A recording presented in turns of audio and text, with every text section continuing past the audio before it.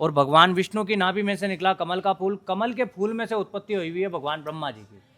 फिर भगवान ब्रह्मा जी के मन में विचार आया कि सृष्टि संसार में भगवान। तो दोस्तों अभी हम पुष्कर मंदिर से निकल के पुष्कर सरोवर पे आए थे। तो आप यहाँ पे बताया जाता है कि मंदिर में पूजा अर्चना नहीं होती, सरोवर की पूजा होती है। तो अभी हम सरोवर पे जाएंगे और यहाँ पे हमें एक गुरुजी है, वो थोड़ा मार्गदर्शन करेंगे कि पुष्कर का महत्व क्या है और सरोवर का महत्व क्या है और सृष्टि की रचना कैसी हुई थी। तो हम गुरुजी के मुख से कुछ शब्द सुनेंगे। बोलिए पुष्कर राज महाराज की जय। तो जिस पुष्कर तीर्थ में आप समय बना के आए हो कि चलो पुष्कर तीर्थ का दर्शन करते हैं, तो पुष्कर तीर्थ का महात्म्य क्या है, यहाँ आने का क्या फल मिलता है, वो ध्यान से सुनना। जानकारी मैं आपको शॉर्ट में बताऊंगा क्योंकि वीडियो लंबा हो जाएगा, इसलिए शॉर्ट में इंपॉर्टेंट जानकारी बताऊंगा। तो जिस पुष्कर तीर्थ में, राजस्थान का ये जो पुष्कर तीर्थ है, इस तीर्थ का क्या महत्व है वो ध्यान से सुनो। जब इस पूरी पृथ्वी पर मनुष्य जाति का जन्म नहीं था, तब सतयुग में कार्य मिला भगवान ब्रह्मा जी को सृष्टि संसार की रचना रचने का। भगवान ब्रह्मा जी का जन्म कैसे होया हुआ है कि भगवान ब्रह्मा जी की, भगवान विष्णु पाताल में शेषनाग की शैया पर शयन कर रहे हैं, माता लक्ष्मी उनके चरण दबा रही है, और भगवान विष्णु की नाभि में से निकला कमल का फूल, कमल के फूल में से उत्पत्ति हुई है भगवान ब्रह्मा जी की। फिर भगवान ब्रह्मा जी के मन में विचार आया कि सृष्टि संसार में भगवान ब्रह्मा जी का भी कोई स्थान होना चाहिए। तो इस पूरी पृथ्वी पर जीवन की उत्पत्ति नहीं थी, तब भगवान ब्रह्मा जी ने ब्रह्मलोक से जो कमल का पुष्प छोड़ा, वो पृथ्वी के जिस स्थान पर जाकर के वो पुष्प गिरेगा, वहीं से सृष्टि संसार की रचना होगी। वो कमल का पुष्प पुष्कर इस स्थान पर आकर के गिरा। कैसे? ब्रह्मा जी के हाथ से छोड़ा गया पुष्प, और ब्रह्मा जी के हाथ को संस्कृत में कहते हैं कर, पुष्प प्लस कर, इस स्थान पर आकर के गिरा, तो इस स्थान का नाम पड़ा पुष्कर। ठीक है। फिर भगवान ब्रह्मा जी ने यहाँ पर यज्ञ किया। जैसे आपकी सृष्टि की रचना भी, अपने बच्चों की रचना कब होती है? यज्ञ करके शादी करते हैं, फिर बच्चे उत्पन्न होते हैं, है ना। उसी प्रकार से सृष्टि की रचना होने के लिए यहाँ पर यज्ञ किया गया। तो ब्रह्मा जी ने यहाँ पर यज्ञ किया पुष्कर तीर्थ में। यज्ञ करके भगवान ब्रह्मा जी की दूसरी पत्नी गायत्री माता, मंत्रों में सबसे बड़ा मंत्र गायत्री मंत्र की उत्पत्ति यहाँ से हुई हुई है। गायत्री माता का उत्पत्ति यहाँ से हुआ हुआ है। गायत्री माता का जन्म कैसे हुआ? कामधेनु गाय को बुलाया गया, कामधेनु गाय को मंत्रों द्वारा कुशा खिलाई गई, और कुशा गाय के पीठ में से खींची गई। गाय प्लस स्त्री, गाय की पीठ में से निकली हुई स्त्री का नाम गायत्री।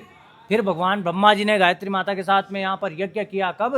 दिवाली के 10 दिन बाद, 11 से पूर्णिमा जो आती है कार्तिक के महीने में, उस समय में शुभ मुहूर्त में भगवान ब्रह्मा जी ने 5 दिन तक यहाँ पर यज्ञ किया। यज्ञ करके भगवान ब्रह्मा जी ने पुष्कर तीर्थ के जल से ही सृष्टि संसार, इस सृष्टि के जितने जीव प्राणी हैं, पशु पक्षी मनुष्य पेड़ पौधे, उन सब की रचना भगवान ब्रह्मा जी ने पुष्कर तीर्थ के जल से रची सतयुग में। तो पुष्कर जो तीर्थ है सतयुग तीर्थ है। अब थोड़ा सा और मैं आपको बता रहा हूँ, भगवान राम जी का जन्म कब हुआ? त्रेता युग में। त्रेता युग में अयोध्या तीर्थ की रचना हो रखी है, समझो। ऐसे भगवान कृष्ण के वृंदावन आदि तीर्थों की रचना द्वापर युग में भगवान कृष्ण का जन्म, समझो। कलयुग में अनेक अनेक तीर्थों की रचना हुई। तो सारे तीर्थ श्रेष्ठ है, और श्रेष्ठ वो मनुष्य है जो किसी भी भूमि पर बैठ के राम नाम कृष्ण नाम हरि नाम जपे, है ना। तो सतयुग के इस तीर्थ में आप आए हो, तो सतयुग जैसे ही कर्म करने चाहिए। क्या कर्म करने चाहिए पुष्कर में? तीर्थ किस लिए बना हुआ है? स्नान के लिए। आपको पता है गंगा जी में, तीर्थों में स्नान करने से अपने पाप दोष दूर होते हैं, तो तीर्थों में आपको स्नान करना चाहिए। स्नान करने से शरीर का मेल नहीं, मन का मेल दूर होता है, समझो। तीर्थों में तपस्या, साधना, भजन कीर्तन, मंत्र जप, यज्ञ, अनुष्ठान, पूजा, पिंडदान, श्राद्ध, तर्पण, नाम जप, माला जप, तीर्थों की परिक्रमा, सब मंदिरों में जाकर के तीर्थों के जल से स्नान, समझो। अनेकों अनेक अच्छे कर्म करना चाहिए तीर्थों में, जो भी आपको श्रेष्ठ लगे। तो तीर्थों में जितना राम का नाम लोगे, उसका उतना करोड़ों गुना फल मिलता है। मंदिर में एक राम का नाम लेते हैं तो उसका 100 गुना 1000 गुना फल मिलता है। मंदिर बहुत पवित्र होता है। और तीर्थों में राम का नाम लेते हैं, उसका करोड़ों लाखों गुना फल मिलता है। इसलिए सतयुग में, त्रेता में, द्वापर में, कलयुग में, अनेकों अनेक युगों में, अनेकों अनेक समय में अनेकों अनेक ऋषि मुनि देवी देवता इस भूमि पर पधारे। उन्होंने यहाँ तपस्या किया, साधना किया, भजन कीर्तन मंत्र जप, जो जो उनको आता था वैसी वैसी कड़ी कड़ी साधनाएं तपस्याएं की। सर्दियों में नंगे बदन 6-6 महीने पानी में तपस्या की, समझो, कंद मूल शाखाएं खा के। और गर्मियों में नंगे बदन कड़ी धूप में तपस्याएं की। तो ऐसी तपस्या। तो इसलिए सार तत्व की बात यह, सतयुग में सत्य था, लोग सत्य बोलते थे, झूठ बोलते ही नहीं थे। तो लोग झूठ बोलने लगे तो सतयुग चला गया। तो त्रेता युग में तपस्या थी, लोग अपने बच्चों को भेजते थे जंगलों में कि जाओ तपस्या करो, संसार से दूर हो जाओ, और लोग तपस्या करते थे, वो ऋषि मुनि बन जाते थे, समझो। अब लोग अपने बच्चों को जंगल में नहीं भेजते, लोग तपस्या नहीं करते हैं आजकल, समझ रहे हो। तो तपस्या चली गई तो त्रेता युग चला गया, फिर आया द्वापर युग। द्वापर युग में दया थी, लोगों में दया थी, किसी भी जीव प्राणी को कष्ट नहीं पहुंचाते थे।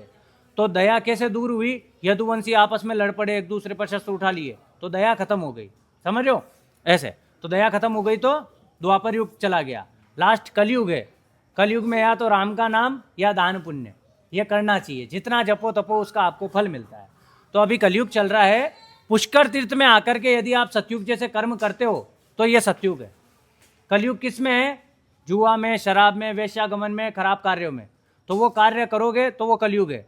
और सतयुग किस में है, राम नाम जपने में, भजन करने में, किसी की सेवा पूजा करने में, वृद्धों की सेवा करने में, है ना, कुछ भी अच्छा कर्म करने में सतयुग है, समझ रहे हो। तो जिस पवित्र भूमि में आप आए हो, त्रेता युग में भगवान राम जी यहाँ पर पधारे, उन्होंने अपने पूर्वजों का पिंडदान श्राद्ध तर्पण पुष्कर तीर्थ में किया था। द्वापर युग में 5 पांडव यहाँ पधारे, अनेक ऋषि मुनि पधारे। 5 पांडवों को तो जो अज्ञातवास हुआ था, तो उन्होंने अज्ञातवास पुष्कर में आकर के तपस्या की थी, तो उन्होंने तपस्या यहाँ पर की, तो उनको अस्त्र शस्त्र सिद्धियाँ शक्तियाँ प्राप्त हुई। 5 पांडवों ने शस्त्र लेने से मना किया कि मैं शस्त्र, भारी भारी शस्त्र हम संभाल पाएंगे कि नहीं संभाल पाएंगे, ब्रह्मास्त्र जैसे शस्त्र पुष्कर में तपस्या करने से मिलते हैं, समझ रहे हो आप। तो उन्होंने कहा कि नारायण हम इनका क्या करें, शस्त्र नहीं उठाएंगे, शस्त्र हिंसा है। तो नारायण ने कहा कि अभी तुमको आगे क्या होने वाला है भविष्य में तुमको नहीं पता, अभी तुम लो।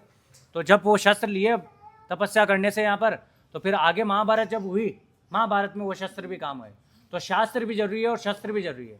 तो जब पांडवों को यहाँ करने से, ऋषि मुनियों को यहाँ कुछ भी अच्छा कर्म करने से शक्तियाँ सिद्धियाँ अस्त्र शस्त्र प्राप्त हो गए, तो आप भी कुछ भी तीर्थों में अच्छे कर्म करोगे तो उसका आपको फल जरूर मिलेगा, समझ रहे हो ऐसा। तो पुष्कर आदि अनादि तीर्थ है, यहाँ जितना भी आपका मन मने, पुष्कर में, पुष्कर के लिए श्लोक है, पुष्कर में आना ही बहुत दुर्लभ है। यहाँ कौन आ सकता है, जिसकी नारायण की आज्ञा हुई वही आ सकता है यहाँ पर, ठीक है। पुष्कर में आकर के यहाँ तपस्या करना बहुत कठिन है, समझ रहे हो। नारायण की आज्ञा हुई वो यहाँ जप सकता है, तप सकता है।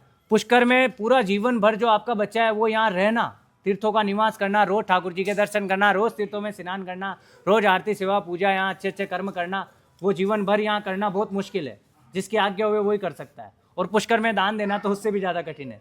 तो तीर्थों में आकर के कुछ ना कुछ अच्छे कर्म करना चाहिए। ये तपोभूमि है, अनेक ऋषि मुनियों की तपोभूमि है, देवी देवताओं की तपोभूमि है। तो जितना यहाँ अच्छा कर्म कर सको वो कर्म करो। और लास्ट में ध्यान से सुनना आप सब लोग, पुष्कर घूमने फिरने वाला पर्यटक स्थान नहीं है, जैसे गोवा है, थाईलैंड है और बहुत सारे शहर है। तो पुष्कर घूमने फिरने वाला स्थान नहीं है, पुष्कर तीर्थ है। तो तीर्थों में तीर्थों वाले कर्म किए जाते हैं। तो जो ही कर्म मैंने आपको बताया, बोलो पुष्कर राज महाराज की जय। जय श्री कृष्ण, श्री राधे। मेरा नाम है विनोद पाराशर। कभी भी आओ तो पुष्कर के ब्रह्म घाट पर अपने पुजारी हैं, ब्राह्मण हैं। मेरा नाम है विनोद पाराशर। जय श्री कृष्ण। अब पाँव मत लगाना, लोग आते हैं यहाँ ऐसे पाँव धोते हैं, स्विमिंग पूल नहीं है ये। जल को हाथ में लो, पहले हाथ धो, शुद्ध करो।